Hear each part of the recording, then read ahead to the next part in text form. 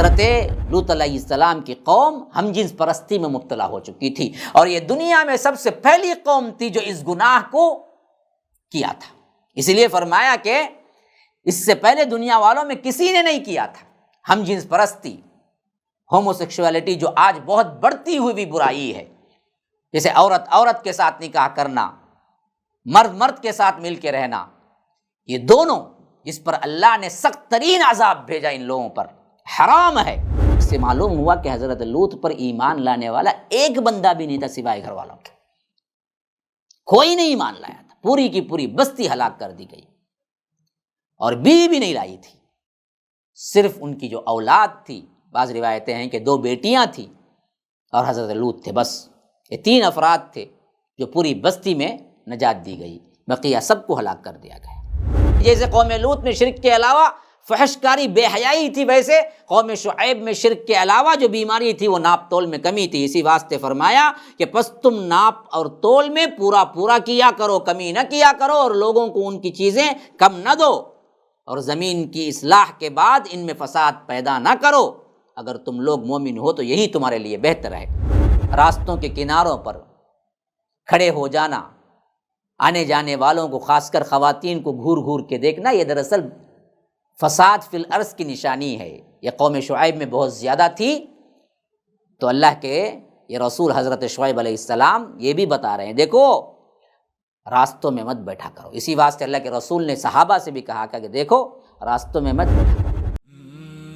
MSLI T V, رہنمائی بدلتی دنیا کے لیے۔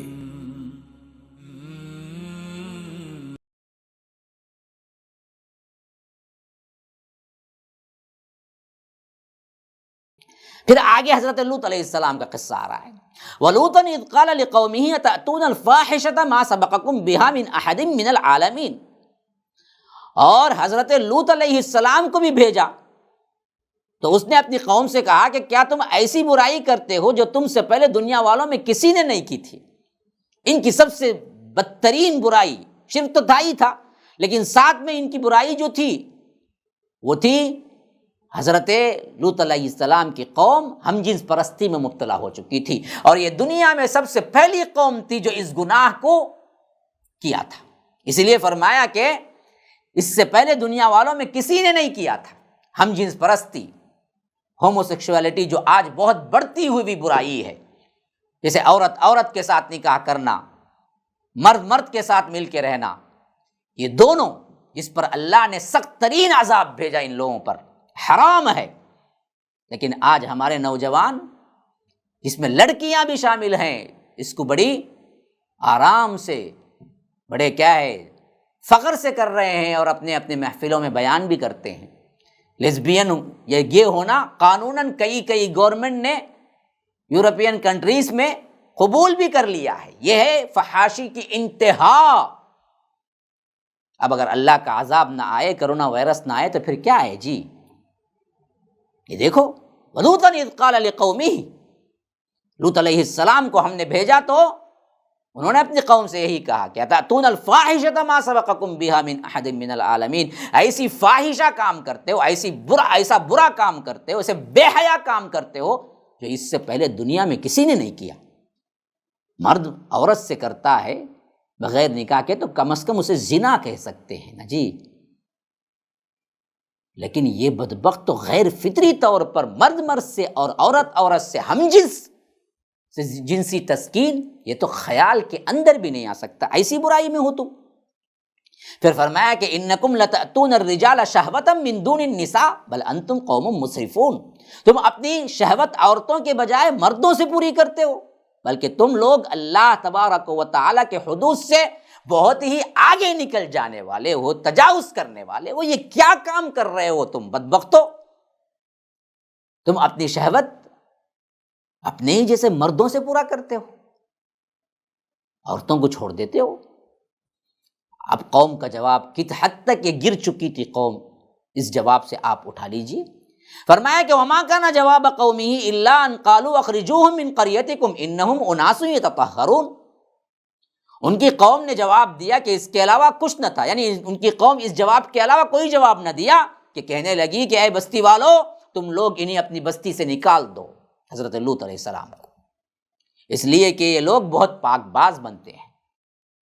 برائی اس حد تک ان کے سروں پر سوار ہو چکی تھی کہ روکنے والے کو کہتے تھے ہاں جی یہ بڑا آیا ہے، بڑا پاک باز، الٹا سدھرنے کے بجائے کہنے لگے ان کو نکال دو بستی سے، اخرجوہم من قریتکم، یہ ہم کو ٹوکتے ہیں۔ آج بھی بہت سے لوگ اسی طرح کی ٹھڑائی کا نمونہ پیش کرتے ہیں جب آپ ان کو نصیحت کریں، بھائی یہ دیکھو غلط ہے، بھائی یہ بے حیائی ہے، ہاں بھائی بہت انہوں پاک باز ہے، تمہیں جاؤ جی ہٹ کو، تم نہ پسند نہیں ہے تو میں دیکھوں گا۔ اچھا ہاں، ہوٹلوں میں بیٹھے ہوئے فحاشی اور ریانی کی تصویریں، ارے بھائی یہ کیا کر رہے ہو، ارے تم کو پسند نہیں، تمہیں باہر جاؤ بھائی، ہمیں کریں گے۔ اسی حد تک یہ قوم بھی پہنچ چکی تھی۔ تو فرمایا کہ اخرجوہم من قریتکم، نکالو ان کو اپنے بستی سے، انہم اناس یتطہرون، بڑے پاک بنتے ہیں یہ۔ تو اللہ تبارک و تعالیٰ فرماتا ہے کہ فانجیناہ واہلہ الا امرأتہ کانت من الغابرین، پھر ہم نے اسے اور اس کے گھر والوں کو نجات دے دی، لیکن سوائے اس کی بیوی کے جو ہلاک ہونے والوں میں سے رہ گئی تھی۔ حضرت لوط کی بیوی کو آخرکار عذاب سہنا پڑا، کیونکہ وہ دراصل قوم کے ساتھ تھی، اسی لیے فرمایا کہ الا امرأتہ، پورے گھر والوں کو تو نجات دے دی ہم نے قوم لوط کی۔ اس سے معلوم ہوا کہ حضرت لوط پر ایمان لانے والا ایک بندہ بھی نہیں تھا سوائے گھر والوں کے، کوئی نہیں ایمان لایا تھا، پوری کی پوری بستی ہلاک کر دی گئی، اور بیوی بھی نہیں لائی تھی، صرف ان کی جو اولاد تھی، بعض روایتیں ہیں کہ 2 بیٹیاں تھیں اور حضرت لوط تھے، بس یہ 3 افراد تھے جو پوری بستی میں نجات دی گئی، بقیہ سب کو ہلاک کر دیا گیا۔ اور وہ ہلاک کیسے ہوئے؟ فرمایا کہ وَأَمْطَرْنَا عَلَيْهِمْ مَطَرًا فَانظُرْ كَيْفَ كَانَ عَاقِبَةُ الْمُجْرِمِينَ، ہم نے ان پر پتھروں کی بارش کر دی، تو آپ دیکھ لیجئے مجرموں کا انجام کیسے ہوتا ہے۔ قوم لوط کو سخت ترین عذاب دیا گیا، اوپر سے پتھر آئے۔ تو آج یہ بیماری جو ہمارے اندر پھیل رہی ہے ہومو سیکشولیٹی کے، کیا ہم پر پتھر نہ پڑیں گے آسمان سے؟ تو یاد رکھیے، جو کر رہے ہیں، جو سمجھتے ہیں کہ معمولی گناہ ہے، وہ ڈر جائیں اللہ سے، توبہ کر لیں، ورنہ تو کیا ہے، بہت برا انجام ہوگا۔ پھر فرمایا وَإِلَىٰ مَدْيَنَ أَخَاهُمْ شُعَيْبًا قَالَ يَا قَوْمِ اعْبُدُوا اللَّهَ مَا لَكُم مِّنْ إِلَٰهٍ غَيْرُهُ قَدْ جَاءَتْكُم بَيِّنَةٌ مِّن رَّبِّكُمْ فَأَوْفُوا الْكَيْلَ وَالْمِيزَانَ وَلَا تَبْخَسُوا النَّاسَ أَشْيَاءَهُمْ وَلَا تَعْثَوْا فِي الْأَرْضِ بَعْدَ إِصْلَاحِهَا ذَٰلِكُمْ خَيْرٌ لَّكُمْ إِن كُنتُم مُّؤْمِنِينَ۔ اور ہم نے مدین والوں کی طرف ان کے بھائی شعیب علیہ السلام کو بھیجا، اس کے بعد آنے والی قوم مدین والے ہیں، اور ان کی طرف جو رسول گئے تھے وہ حضرت شعیب علیہ السلام ہیں۔ انہوں نے کہا کہ اے میری قوم کے لوگوں، اللہ کی عبادت کرو، اس کے علاوہ تمہارا کوئی معبود نہیں ہے۔ قال یا قوم اعبدوا اللہ ما لکم من الہ غیرہ، آ گئی پھر وہی بات۔ پھر فرمایا کہ دیکھو قد جاءتکم بینۃ من ربکم، کہ تمہارے رب کی طرف سے کھلی ہوئی دلیل اب آ چکی ہے، میں رسول بن کر آ گیا ہوں، میرے پاس وہی آ رہی ہے۔ فَأَوْفُوا الْكَيْلَ وَالْمِيزَانَ، تو دوسری برائی ان کی یہ تھی، جیسے قوم لوط میں شرک کے علاوہ فحش کاری بے حیائی تھی، ویسے قوم شعیب میں شرک کے علاوہ جو بیماری تھی وہ ناپ تول میں کمی تھی۔ اسی واسطے فرمایا کہ پس تم ناپ اور تول میں پورا پورا کیا کرو، کمی نہ کیا کرو، اور لوگوں کو ان کی چیزیں کم نہ دو، اور زمین کی اصلاح کے بعد ان میں فساد پیدا نہ کرو۔ اگر تم لوگ مومن ہو تو یہی تمہارے لیے بہتر ہے۔ ذالکم خیر لکم ان کنتم مؤمنین۔ تو معلوم ہوا کہ ناپ تول میں کمی کرنا سب سے بڑا زمین میں فساد پھیلانا ہے، جو آج ہم بری طرح اس کا شکار ہو چکے ہیں۔ ہر معاملے میں ہمیں کیا ہے، ڈنڈی مارنا ہے، خواہ وہ حساب میں ہو، خواہ وہ کام میں ہو، خواہ وہ تجارت میں ہو، ہر معاملے میں ہم کیا کرتے ہیں، ڈنڈی مارتے ہیں۔ یاد رکھو اسی کی پاداش میں قوم شعیب کو ہلاک کیا گیا۔ تو فرمایا وَلَا تَقْعُدُوا بِكُلِّ صِرَاطٍ تُوعِدُونَ وَتَصُدُّونَ عَنْ سَبِيلِ اللَّهِ مَنْ آمَنَ بِهِ وَتَبْغُونَهَا عِوَجًا وَاذْكُرُوا إِذْ كُنْتُمْ قَلِيلًا فَكَثَّرَكُمْ وَانظُرُوا كَيْفَ كَانَ عَاقِبَةُ الْمُفْسِدِينَ۔ وہی دعوت کنٹینیو ہو رہی ہے حضرت شعیب کا، وہی قول، وہی باتیں آگے۔ اور تم لوگ ہر راستے پر مت بیٹھا کرو تاکہ لوگوں کو ڈراؤ اور دھمکاؤ، یعنی یہ بھی ایک بہت بری عادت ہے، راستوں کے کناروں پر کھڑے ہو جانا، آنے جانے والوں کو خاص کر خواتین کو گھور گھور کے دیکھنا، یہ دراصل فساد فی الارض کی نشانی ہے۔ یہ قوم شعیب میں بہت زیادہ تھی، تو اللہ کے یہ رسول حضرت شعیب علیہ السلام یہ بھی بتا رہے ہیں دیکھو راستوں میں مت بیٹھا کرو۔ اسی واسطے اللہ کے رسول نے صحابہ سے بھی کہا کہ دیکھو راستوں میں مت بیٹھا کرو۔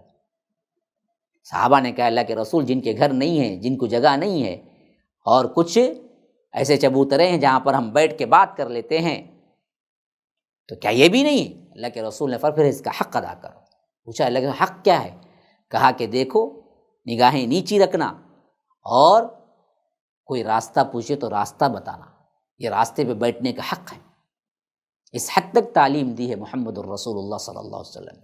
تو یہاں پر فرمایا کہ وَلَا تَقْعُدُوا بِكُلِّ صِرَاطٍ تُوعِدُونَ وَتَصُدُّونَ عَن سَبِيلِ اللَّهِ، تم لوگ ہر راستے پر مت بیٹھا کرو تاکہ لوگوں کو ڈراؤ دھمکاؤ یا اللہ کے راستے کی طرف جانے سے روکو۔ یعنی معلوم ہو گیا یہ راستے پہ بیٹھے ہوئے ہیں، کوئی آدمی کیا کر رہا ہے ان کی قوم کا، قوم شعیب میں سے کوئی صالح بندہ، کوئی اچھا بندہ حضرت شعیب سے مل کر ایمان لانا چاہتا ہے یا جانا چاہتا ہے، تو یہ بدبخت لوگ ان کناروں پر بیٹھے ہوئے، ان راستوں پر بیٹھے ہوئے اسے ڈراتے تھے، دھمکاتے تھے، اسے روکتے تھے۔ تو اسی لیے فرمایا کہ تم لوگوں کو ڈراؤ دھمکاؤ، من آمن بہ وتبغونہا عوجا، جو اللہ پر ایمان لائے ہیں ان لوگوں کو، اور انہیں ان کی راہ سے روکو۔ اور یہ بھی یاد کرو اللہ کی نعمت کو، وَاذْكُرُوا إِذْ كُنْتُمْ قَلِيلًا، دیکھو تم ان کے اندر کجی پیدا کرنا چاہتے ہو، من آمن بہ تبغون وتبغونہا عوجا، جو لوگ ایمان لاتے ہیں انہیں روکتے ہو اور ان کے اندر ٹیڑھ پیدا کرنا چاہتے ہو، اس واسطے تم بیٹھتے ہو کناروں پر، راستوں پر، ایسا نہ کرو۔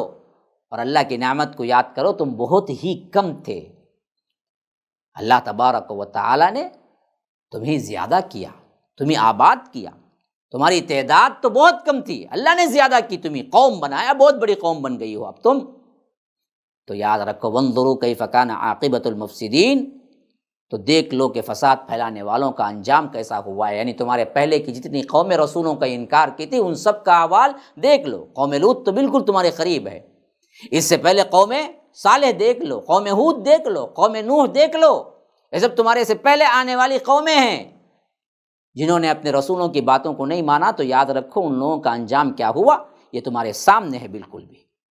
پھر فرمایا وَإِن كَانَ طَائِفَةٌ مِّنكُمْ آمَنُوا بِالَّذِي أُرْسِلْتُ بِهِ وَطَائِفَةٌ لَّمْ يُؤْمِنُوا فَاصْبِرُوا حَتَّىٰ يَحْكُمَ اللَّهُ بَيْنَنَا وَهُوَ خَيْرُ الْحَاكِمِينَ، اگر تمہاری ایک جماعت اس چیز پر ایمان لے آئی ہے جس کے ساتھ میں بھیجا گیا ہوں، اور ایک جماعت ایمان نہیں لائی ہے، تو صبر کرو یہاں تک کہ اللہ ہمارے درمیان فیصلہ کر دے، اور وہ سب سے بہتر فیصلہ کرنے والا ہے۔ یہ گویا کہ دو ٹوک بات ہو رہی ہے قوم سے آخری زمانے میں۔ اب تم نہیں سدھرو گے تو بدبختو کم از کم جو میرے اوپر ایمان لائی ہے اس جماعت کے ساتھ زیادتی نہ کرو، انہیں مت مارو، انہیں اذیت نہ دو۔ جو طائفہ، جو جماعت میں نے جو لے کر آیا، جس توحید کو لے آیا، اس پر ایمان لا چکی ہے اور تم نہیں لائے ہو، تو اب انتظار کرو کس کا معاملہ فیصلے میں بہتر ہوتا ہے، اور میری جو باتیں ہیں وہ سچی کس کی ہوتی ہیں، تمہاری یا ہماری، یہاں تک کہ اللہ ہمارے درمیان فیصلہ کر دے۔ یہ حضرت شعیب کا گویا کہ آخری خطاب تھا جس کو یہاں ذکر ہو رہا ہے۔ تو قوم کے سرداروں نے کیا جواب دیا، ذرا دیکھ لیجئے۔ قال الملأ الذین استکبروا من قومہ، دیکھیے وہی لفظ آ گیا، ملا کا مطلب ہے سردار لوگ، بڑے لوگ، اور استکبروا آ گیا وہی تکبر۔ توحید کو ماننے میں سب سے بڑی رکاوٹ تکبر ہے۔ آج بھی ہمارے بڑے بوڑھوں کو سمجھ آتی ہے بات، مانتے صرف اس واسطے نہیں کہ آج کا بچہ ہے ہم کیوں جی مانیں، یہ جمعہ 8 دن نہیں جا کے، انہیں بولا تو مان لینا کی، ارے بھائی کس کی بات بول رہا ہے، اس کی اپنی قرآن اور حدیث کی بات بول رہا ہے۔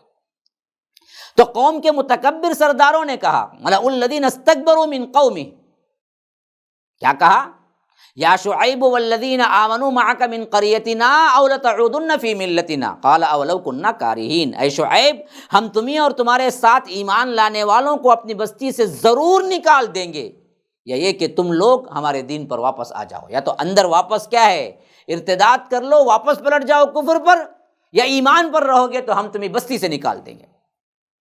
آج بھی کرتے ہیں نا جی، ہاں ایک شمع سے دوسری شمع، ایک کیا ہے، آدمی سے دوسرا آدمی توحید پہ بنا، دوسرا تیسرا، ایک 10 افراد جمع ہو گئے، اب مسجد کا قیام بھی کرنے کے لیے آ گئے، تو اچھے اچھے مسلمان اپنے آپ کو کہلانے والے اٹھ کے کھڑے ہو جاتے ہیں کہ نہیں جی ان کی مسجد بھی نہیں بنے گی، یہ لوگ بھی یہاں نہیں رہنا، ہم ان کو نکال کے ہی دم لیں گے۔ میں تو یہاں تک سنا ہوں، اللہ کے بندے ایسے بھی ہیں، اللہ معاف کرے، اللہ معاف کرے، توحید والوں نے کام کیا اور اپنی مسجد بنانا چاہیے تو ہمارے اپنے مسلمان کہتے ہیں کہ مندر بن جانے کے لیے تو ہم تیار ہیں، لیکن اہل الحدیث مسجد نہیں بنے گی۔ یہاں آ گئی دیکھیے وہ بات، لَنُخْرِجَنَّكَ يَا شُعَيْبُ والذین آمنوا معک من قریتنا، اے شعیب ہم تمہیں اور تمہارے ساتھ ایمان والوں کو اپنی بستی سے ضرور نکال کے چھوڑیں گے، لنخرجنک یا شعیب، ہم نکال کے چھوڑیں گے تمہیں، یا نہیں اور تعودن فی ملتنا، یا تو پلٹ کے پھر ہماری ہی ملت میں آنا پڑے گا، کافر بننا پڑے گا۔ سیم یہی بات ہوتی ہے، کوئی بندہ گھر سے نکلتا ہے توحید والا بنتا ہے، توحید کو مانتا ہے تو صاف پورا گھرانہ بیکاٹ کر کے کہتا ہے کہ اگر تو فاتحہ دلائے واپس آئے تو یہ ہم گھر میں رکھیں گے، ورنہ ہم، باپ کہتا ہے کہ تیرے گھر سے بھی نکال دیں گے تجھے۔ ہاں، قال اولو کنا کارہین، شعیب نے کہا کہ کیا ہم ایسا کریں چاہے اسے کتنا ہی برا جانتے ہو تم؟ تو کہا کہ اچھا تم ایسا کریں گے، تمہارا یہ قول ہے، ہمارے دین پہ لوٹ آؤ گے تو چھوڑ دو گے، نہیں تو ہم ہی کیا ہے بستی سے نکال دیں گے۔ تو یاد رکھو حضرت شعیب علیہ السلام نے کہا کہ ہم ایسا کریں چاہے اسے برا جانتے ہو۔ ہاں، اولو کننا کارہین، اس میں تمہارے لیے ذرا سی بھی کراہت نہیں ہے بدبختو۔ قد افترینا علی اللہ کذبا ان عدنا فی ملتکم بعد اذ نجانا اللہ منہا، ہم اللہ پر افطرا پردازی کریں، تمہارے دین پہ واپس لوٹ آئیں، تو اس کا معنی تو یہ ہوگا نا جی اتنے دن ہم جو اللہ کی توحید بیان کر رہے تھے یہ دراصل میں اپنی طرف سے بیان کر رہا تھا، جھوٹا ثابت ہوں گا نا، کیا میں خود اپنے آپ کو جھوٹا ثابت کر دوں؟ حضرت شعیب نے کہا یہ بات تو نہیں ہو سکتی، اگر ہم تمہارے دین پہ واپس لوٹ آئیں گے تو پھر تو کیا ہے، ہمیں نجات کون دے گا اللہ سے، تم دو گے؟ اور فرمایا صاف صاف وما یکون لنا ان نعود فیہا الا ان یشاء اللہ ربنا، کہ دیکھو اللہ تبارک و تعالی نے ہمیں جو پیغام دے کر بھیجا ہے، اللہ تبارک و تعالی جو ہمارا رب ہے، ہمارا رب اپنے علم کے ذریعے ہر چیز کو گھیرے ہوئے ہے اور وہ جانتا ہے ہم لوٹ کے نہیں آ سکتے، اور ہوگا بھی وہی جو ہمارا رب چاہتا ہے، تم کچھ نہیں بگاڑ سکتے۔ وسع ربنا کل شیء علما، اور ہمارا رب اور اس کا علم ہر چیز پر چھایا ہوا ہے۔ علی اللہ توکلنا، اسی پر ہم توکل کرتے ہیں۔ ربنا افتح بیننا وبین قومنا بالحق وانت خیر الفاتحین، اے ہمارے رب دعا کرنے لگے حضرت شعیب اور ان کی قوم، اے ہمارے رب ہماری اور ہماری قوم کے درمیان حق کے مطابق فیصلہ کر دے، اور تو سب سے بہترین فیصلہ کرنے والا۔ یہ آخری وقت ہوتا ہے عموماً، جو قوم آتی ہے اور انبیاء کا انکار کرتی ہے تو حضرات انبیاء کرام آخری وقت میں یہی دعا کرتے ہیں کہ اے اللہ اب عذاب لے آ اور ہمارے اور ان کے درمیان فیصلہ کر دے۔ یہاں پر حضرت شعیب بھی وہی کہہ رہے تھے کہ قد افترینا علی اللہ کذبا ان عدنا فی ملتکم بعد اذ نجانا اللہ منہا، ہم اللہ پر افطرا پردازی کریں گے، جھوٹ باندھیں گے اگر تمہارے دین میں ہم لوٹ جائیں، مگر یہ کہ اللہ چاہے جو ہمارا رب ہے، اور ہمارا رب اپنے علم کے ذریعے ہر چیز کو گھیرے ہوئے ہے، ہم تو صرف اللہ ہی پر بھروسہ کرتے ہیں۔ اور پھر دعا کے لیے ہاتھ اٹھا لیے کہ اے اللہ ہماری اور ہماری اس قوم نافرمان قوم کے درمیان فیصلہ کر دے، اور تو سب سے بہتر فیصلہ کرنے والا ہے۔ وقال الملأ الذین کفروا من قومہ لئن اتبعتم شعیبا انکم اذا لخاسرون، قوم کے سرداروں نے کہا جو کافر تھے کہ اگر تم لوگوں نے حضرت شعیب کی پیروی کی تو یقیناً تم نقصان اٹھاؤ گے، یعنی جو قوم ایمان لا چکی تھی ان سے یہ سردار اشکال، ان سے وہ سردار اور زیادہ بہکا رہے ہیں، اشکال رہے ہیں۔ تو پھر کیا ہوا؟ اللہ کہتا ہے فَأَخَذَتْهُمُ الرَّجْفَةُ فَأَصْبَحُوا فِي دَارِهِمْ جَاثِمِينَ، بس انہی زلزلے نے آ لیا جس کے نتیجے میں یہ سب کے سب اپنے گھروں میں اوندھے منہ پڑے رہ گئے، الذین کذبوا شعیبا کأن لم یغنوا فیہا الذین کذبوا شعیبا کانوا هم الخاسرین، جن لوگوں نے شعیب علیہ السلام کی تکذیب کی تھی گویا کہ کبھی ان کے گھروں میں رہتے بستے ہی نہ تھے، جن لوگوں نے حضرت شعیب کی تکذیب کی تھی در حقیقت وہی لوگ ہیں جو خسارہ اٹھانے والوں میں سے ہیں۔ فتولی عنہم وقال یا قوم لقد ابلغتکم رسالات ربی ونصحت لکم فکیف آسیٰ علی قوم کافرین، تو شعیب نے ان سے منہ پھیر لیا اور کہا کہ اے میری قوم، میں نے تو تمہیں اپنے رب کا پیغام پہنچا دیا تھا اور تمہاری خیر خواہی کی تھی، اس لیے کہ اب کافروں کی ہلاکت پر کیسے افسوس کروں۔ فکیف آسیٰ علی قوم کافرین، یہاں پر بھی وہی لفظ ہے کہ میں تو تم سے خیر خواہی کی لیکن تم نے میری خیر خواہی نہیں مانی، اللہ کے عذاب کو دعوت دی، اب میں تمہاری ہلاکت اور تمہارے عذاب پر کیوں افسوس کروں؟ کہ وما ارسلنا فی قریۃ من نبی، اور ہم نے جب بھی کسی بستی میں اپنا کوئی نبی بھیجا تو الا اخذنا اہلہا بالبأساء والضراء، تو اس بستی والوں کو بھوک اور مصیبت میں مبتلا کیا، لعلہم یضرعون، تاکہ اللہ تبارک و تعالیٰ کے حضور وہ عاجزی کریں، انکساری اختیار کریں۔ یعنی یہ تمام انبیاء کے قوموں کے ساتھ یہ معاملہ پیش آیا جو رب العالمین یہاں پر ذکر کر رہا ہے، تاکہ لوگ متوجہ ہوں، لوگ اللہ تبارک و تعالیٰ کے پیغام کو سنیں، نبی کی اطاعت کریں۔ یہ ہر قوم کے ساتھ پیش آیا جس کو اللہ تبارک و تعالیٰ نے سورہ اعراف میں 5 انبیاء کرام کے قوموں کے حالات ذکر کرنے کے بعد ایک قاعدہ کلیہ بیان کر رہا ہے، اور اس کے بعد ایک اور نبی کا واقعہ آگے آنے والا ہے، حضرت موسیٰ علیہ السلام کا۔ اس واقعے کی کیونکہ وہ تفصیل اور طویل ہے تو اس واقعے کو ذکر کرنے سے پہلے چند قاعدے بتائے جا رہے ہیں کہ اللہ تبارک و تعالی انبیاء کرام کو بھیجتا ہے ان کے قوموں کو ان کی ہدایت کے لیے، لیکن اس سے پہلے ماحول بھی اللہ تبارک و تعالی انہیں اس دعوت کو قبول کرنے کے اعتبار سے بڑا سازگار بناتا ہے کہ جیسے ہی ہم نے کسی بستی میں اپنا کوئی نبی بھیجا تو وہاں کے ماحول کو شروع میں کیا کرتا ہے، اخذنا اہلہا بالبأساء والضراء، بھوک اور مصیبت کے عوض ہم اس کو پکڑ لیتے ہیں، تاکہ کیونکہ خوشحالی میں ہمیشہ سے انسان لاپرواہ ہوتا ہے۔ ہاں، جب بھی کوئی مسخرہ پن کرتا ہے تو اس کا پیٹ بھرا ہوا ہوتا ہے، یاد رکھیے، بھوک کی حالت میں کبھی کوئی مسخرہ پن نہیں کرتا، تو پیٹ بھرا ہونے کی وجہ سے انسان لاپرواہ ہوتا ہے۔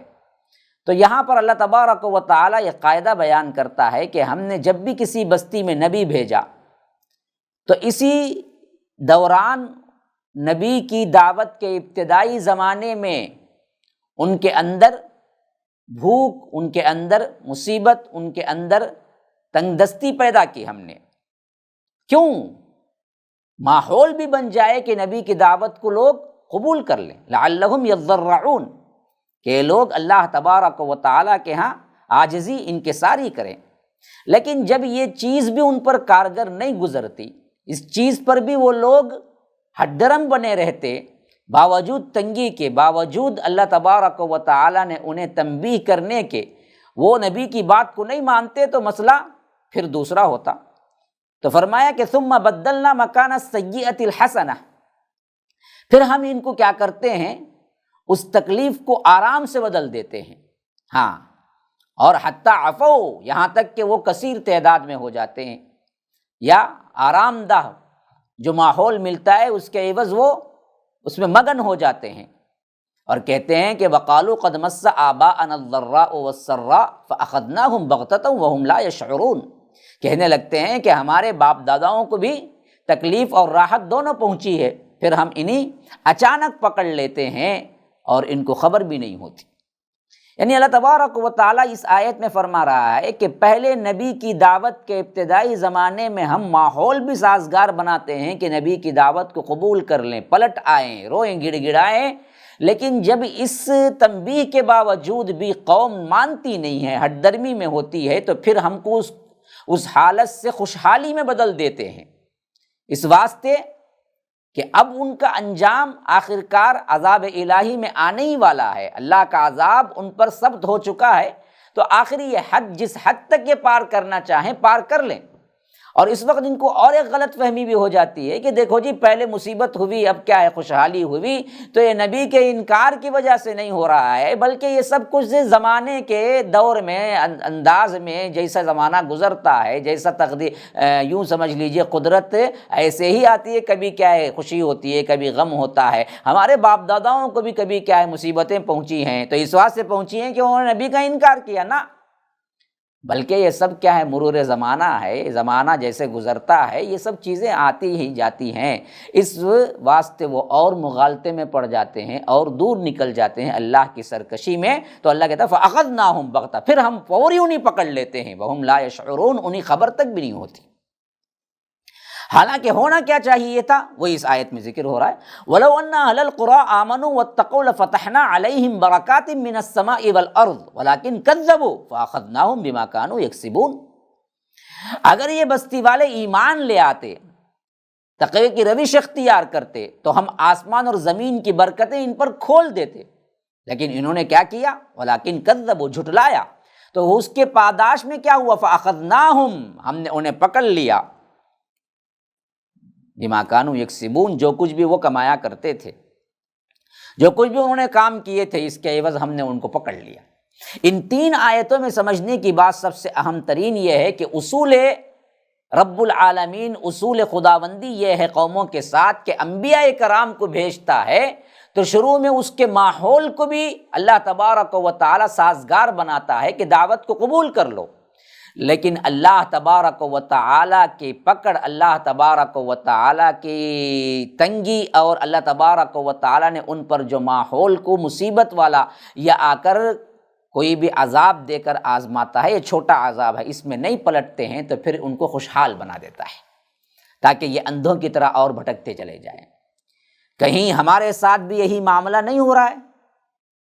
ذرا غور کرنے کی بات ہے، یہ سرسری طور پر کیا گزر جانے کا مسئلہ نہیں ہے، یہ قرآن ہے جس کا تدبر اور جس کا فہم رب العالمین نے ہمیں بار بار تاکید کی ہے کہ اختیار کرو۔ افلا یتدبرون القرآن، تم قرآن پر غور و فکر کیوں نہیں کرتے، تدبر کیوں نہیں کرتے؟ ام علی قلوب اقفالها، کیا تمہارے دلوں پہ قفل لگ گئے ہیں؟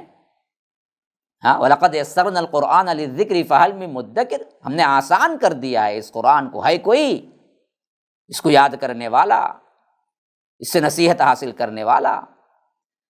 تو یہ تین آیات میں ہمیں بھی ایک بہت بڑا کیا ہے اشارہ مل رہا ہے کہ لوگوں، یہ کرونا وائرس کا زمانہ بڑا تنگی کا زمانہ ہے، موت آنکھوں سے دیکھ رہے ہیں اپنے اپنے رشتہ داروں کی، لیکن اس میں اصل چیز کیا ہے؟ احتیاط کے نام پر وہ تمام چیزیں ہم نے کر لی جو ایک حد کو، آخری حد کو چھو گئی، نمازوں میں ڈسٹنس، جماعتیں بند، صفوں میں فاصلے، پتہ نہیں اور کیا کیا احتیاط کے نام پر ہم نے کیا ہے قبول کر لیا ایک طرف، لیکن کیا اسی حیثیت سے گناہوں سے بھی دور ہوئے؟ کیا اسی حیثیت سے آپ اللہ کے قریب بھی ہوئے؟ کیا اسی حیثیت سے آپ اپنے برائیوں کو چھوڑ کر اچھائیوں کو اختیار کیا، روئے گڑ گڑائے؟ کیونکہ مصائب و آلام آتے ہی اس وقت ہیں، لعلہم یتضرعون، لعلہم یضرعون، یہ دونوں الفاظ آئیں تاکہ تم آہوازاری کرو، پلٹو۔ کتنے لوگ ہیں جو اس بیماری کے ڈر کی وجہ سے اپنا اٹھنا بیٹھنا کھانا پینا سب چینج کر لیا، لیکن یہ اللہ کا ایک عذاب ہے، اللہ کی ایک پکڑ ہے، یہ سوچ کر سگریٹ کبھی نہیں چھوڑا، حرام کاری نہیں چھوڑی، زنا نہیں چھوڑا، لڑکیوں کو گھورنا نہیں چھوڑا، گندے غلط ویب سائٹ دیکھنا نہیں چھوڑا، گانے نہیں چھوڑے، موویز نہیں چھوڑی، شراب نہیں چھوڑی۔ ہاں، تو پھر تو کیا ہو گیا؟ دوسرا مرحلہ بھی شاید آ جائے گا اس کے بعد بڑے خوشحالی کا، اور اس خوشحالی میں بھی ہم کیا ہیں اور مگن رہے تو ہو سکتا ہے پھر آخری مرحلہ آ جائے جہاں پر اللہ اچانک پکڑ لے۔ ڈرنا چاہیے۔ تو اہل قرآ، بستی والوں کو تو کرنا کیا چاہیے؟ ہم کو کرنا کیا چاہیے؟ آمنوا واتقوا، ایسے حالت میں ایمان لانا چاہیے اور اپنے تقوی کو اختیار کرنا اور مضبوط تقوی اختیار کرنا چاہیے۔ تو اللہ کہتا ہے لَفَتَحْنَا عَلَيْهِمْ بَرَكَاتٍ مِّنَ السَّمَاءِ، آسمان سے ہم ان کے لیے دروازے کھول دیتے برکتوں کے، زمین ان کے لیے اناج اگلتی، لہلاتے کھیت بن جاتے، معاش آپ کے لیے فری ہو جاتا۔ لیکن معاملہ ان بدبختوں نے کیا کیا؟ وَلَٰكِن كَذَّبُوا، انہوں نے جھٹلایا، تو ہم نے انہیں پکڑ لیا ان کے کرتوت کے سبب۔ اب یہاں پر دو آیتیں وہ ہیں جو تنبیہاً علی الاعلان سب کے لیے اللہ تبارک و تعالیٰ فرما رہا ہے۔ أَفَأَمِنَ أَهْلُ الْقُرَىٰ أَن يَأْتِيَهُمْ بَأْسُنَا بَيَاتًا وَهُمْ نَائِمُونَ، جنہوں نے کفر کیا، ہٹ درمی کیا، یا بستی والے اپنے آپ کو اس بات سے محفوظ سمجھ رہے ہیں، امن میں سمجھ رہے ہیں کہ ہمارا عذاب ان پر راتوں رات آ جائے جب وہ سو رہے ہوں۔ کیوں بے خوف ہو گئے ہو تم؟ کیا تم اللہ تبارک و تعالیٰ سے بے خوف ہو گئے ہو؟ اب امین اہل القریٰ، یہاں پر ان بستی والوں کی طرف اشارہ ہے جنہوں نے اللہ کے رسول صلی اللہ علیہ وسلم کی بات نہیں مانی، انبیاء آنے کے بعد بھی، تنبیہات آنے کے بعد بھی اپنے حالات کو سدھارے نہیں۔ تو اللہ پوچھتا ہے کیا تم اس بات سے بے خوف ہو گئے ہو کہ تمہارے پاس ہمارا عذاب اس وقت پہنچے جب وہ سو رہے ہوں؟ بیاتن وہم نائمون، راتوں رات اچانک سو رہے تھے، عذاب آیا، سب کے سب وہیں کے وہیں ملیا میٹ ہو کے رہ گئے۔ یا نہیں، او امن اہل القریٰ ان یأتیہم بأسنا ضحی وہم یلعبون، کیا تم اس بات سے بے خوف ہو گئے ہو؟ کیا بستی والے اپنے آپ کو اس بات سے امن میں سمجھ رہے ہیں کہ ہمارا عذاب ان پر دن کے وقت آ جائے جبکہ وہ کھیل کود میں لگے ہوئے ہوں؟ ہاں، ایک رات یہاں پر بڑا آرام سے انسان محفوظ ہو کے سوتا ہے، لیکن اللہ ایسے ہی سلا دے؟ کون قادر ہے کہ اس کی روح کو دوبارہ لے آئے؟ اس ذات سے تم بے خوف ہو گئے ہو؟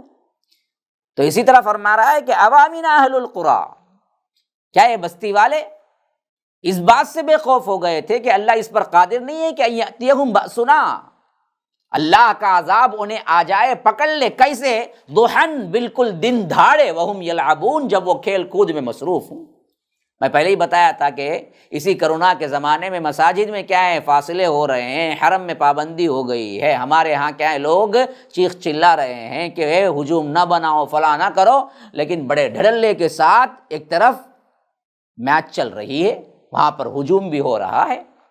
تو کیا اس بات سے بے خوف ہو گئے ہو کہ اللہ تبارک و تعالیٰ ایسے وقت میں ان کو اچانک ہی زمین میں دھسا دے، یا سب کے سب کیا ہیں، وہیں مر جائیں؟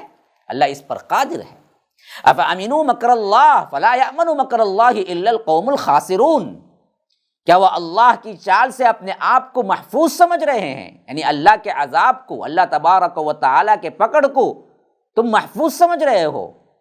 لیکن اللہ کے عذاب سے محفوظ صرف وہی لوگ سمجھتے ہیں جو خسارہ اٹھانے والوں میں سے۔ تو معلوم ہوا ہمیشہ اللہ سے ڈرنا، کہیں اللہ کا عذاب نہ آ جائے ہمارے گناہوں کی پاداش میں۔ یہ ڈر ہی اصل میں انہیں محفوظ رکھے گا۔ اگر اس ڈر سے بے خوف ہو گئے تو اللہ پوچھتا ہے کہ ہمارے مکر سے، ہمارے عذاب سے، یہاں پر مکر سے مراد اللہ کی پکڑ ہے، کہ تم بے خوف ہو گئے ہو۔ دیکھو، اللہ کے عذاب سے بے خوف وہی ہوتے ہیں، فلا یامن مکر اللہ الا القوم الخاسرون، سوائے وہی لوگ جو خسارہ اٹھانے والوں میں سے ہیں۔ اولم یہد للذین یرثون الارض من بعد اہلها ان لو نشاء اصبناهم بذنوبهم ونطبع على قلوبهم فهم لا يسمعون، اور جو لوگ ملک والوں کے دنیا سے رخصت ہونے کے بعد ان کے وارث بن جاتے ہیں، کیا یہ بات ان کی طرف رہنمائی نہیں کرتی؟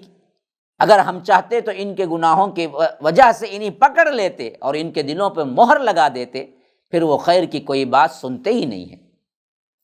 یہ بھی اسی تناظر میں بیان ہو رہا ہے۔ اولم یہد للذین یرثون الارض من بعد اہلها، جن لوگوں کو اللہ تبارک و تعالیٰ نے اقتدار دیا، پھر اس اقتدار اور اس حکومت اور اس زندگی کے عوض انہوں نے رسولوں کو جھٹلایا اور اللہ تبارک و تعالیٰ نے انہیں ہلاک کر دیا، پھر ان میں سے جو ایمان والے بچے ان سے نسل چلی، پھر وہ بگڑے۔ یہ کیوں بگڑے؟ کیا وہ لوگ اپنے پچھلے والوں کا انجام نہیں دیکھے تھے؟ یہ اللہ کہتا ہے اولم یہد للذین یرثون الارض من بعد اہلها، جو لوگ ملک والوں کے دنیا سے رخصت ہونے کے بعد ان کے وارث بنے، حالانکہ جن کے وارث بنے تھے ان سے پہلے والوں کا انجام دیکھا تھا کہ اللہ کی نافرمانی کی وجہ سے وہ لوگ سرے سے نیست و نابود کر دیے گئے۔ جیسے ہم نے ابھی سورہ اعراف کے پچھلے جو دروس ہم نے پڑھے ہیں اس میں ہم نے دیکھا کہ بالترتیب قوم نوح کے بعد اللہ تبارک و تعالی نے ذکر کیا قوم ہود کا، اور اسی طرح اس کے بعد قوم صالح کا، پھر اس کے بعد قوم لوط کا، پھر اس کے بعد قوم شعیب کا۔ یہ سب ایک دوسرے کے جانشین بنے لیکن پھر وہی کام کیا۔ تو اللہ تبارک و تعالیٰ پوچھتا ہے کہ یہ لوگ کیوں نہیں دیکھے، اس سے ان کو ہدایت کیوں نہیں ملی کہ جب انہوں نے جھٹلایا تو اللہ نے ان سب کو نیست و نابود کر دیا اور ان کو وارث بنایا۔ اگر یہ بھی جھٹلائیں گے تو یہی ہوگا، لیکن انہوں نے کیا نہیں کیا، اس پر توجہ نہیں کی۔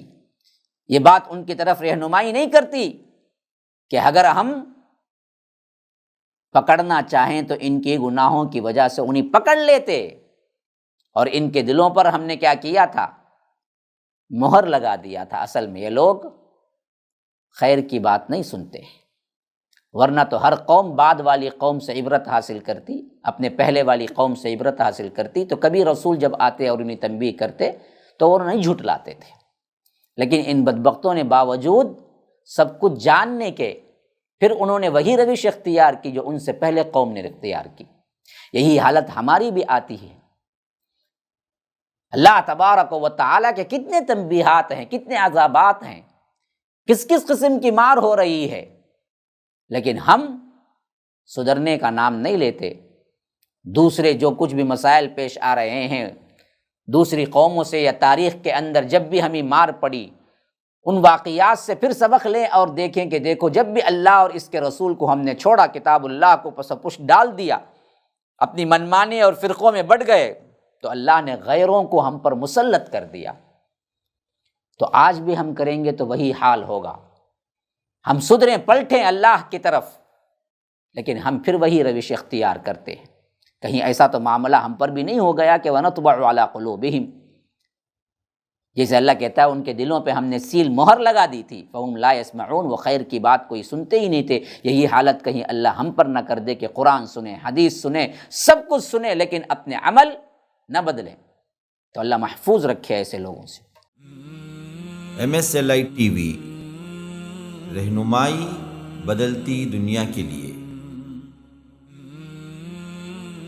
یہ عہد و پیمان کا جو ذکر ہو رہا ہے وہ انبیاء اور رسل اپنی قوموں سے لیا کرتے تھے کہ دیکھو میرے بعد بھی توحید پر کامزن رہنا، شرک نہ کرنا، اللہ کی اطاعت کرنا، لیکن انبیاء کے جانے کے بعد ان بدبختوں نے اپنے عہدوں کو توڑ دیا، اور اللہ کہتا ہے کہ ان میں اکثر یہی لوگ تھے جو عہد کو توڑنے والے تھے، اور ان میں اکثر فاسق تھے۔ تو معلوم ہوا جو فاسق ہے وہ عہد کو توڑتا ہے، یا جو عہد کو توڑتا ہے وہ فاسق ہے۔ اب جب نشانی مانگا تو اللہ کہتا ہے فَأَلْقَىٰ عَصَاهُ فَإِذَا هِيَ ثُعْبَانٌ مُّبِينٌ، موسیٰ نے اپنی لاٹھی زمین پر ڈال دی اور وہ ایک اژدہا بن کر ظاہر ہو گئی، ثعبان مبین، کھلی ہوئی۔ وَنَزَعَ يَدَهُ فَإِذَا هِيَ بَيْضَاءُ لِلنَّاظِرِينَ، یہ تو پہلی نشانی تھی کہ عصا کو پھینکا تو وہ اژدہا بن گئی۔ دوسری نشانی یہ اپنا ہاتھ باہر کیا تو وہ دیکھنے والوں کو بالکل سفید چمکتا ہوا نظر آیا، جس سے ایک طرح کی روشنی نکل رہی تھی کہ جادوگر فرعون کے پاس آ گئے تو انہوں نے کہا کہ اگر ہم غالب آ گئے تو یقینی طور پر ہمیں اس کی اجرت تو ملنی چاہیے۔ پورا کانسیپٹ پیسہ، دولت اور سیاست تھی۔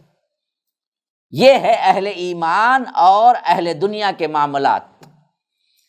اہل ایمان والے جو محنت کرتے ہیں دین کے لیے، ان کا کبھی مطمع نظر دنیا نہیں ہوتا، اور اس کے مقابلے میں باطل قوتیں جو اٹھتی ہیں ان کا زیادہ تر محور صرف دنیا ہوتا ہے، کہ کتنا بڑا علم کیوں نہ ہو لیکن جادو کے ذریعے سے اصل حقیقت نہیں بدلتی، دکھنے میں ہو سکتا ہے لیکن یہاں اصل حقیقت تبدیل ہو کہ جادوگروں کے جتنی لاٹھیاں اور رسیاں تھیں وہ سب کا سب یہ سام بن کے نگل گیا، تو ان کو یقین کامل ہو گیا کہ یہ ہرگز کوئی جادو نہیں ہے، یہ جو بھی کچھ بھی ہے اس کے علاوہ ہے جو رب العالمین ہی کر سکتا ہے۔ اس واسطے انہوں نے کیا ہے، پورے شرح صدر کے ساتھ اسلام کو قبول کر لیا۔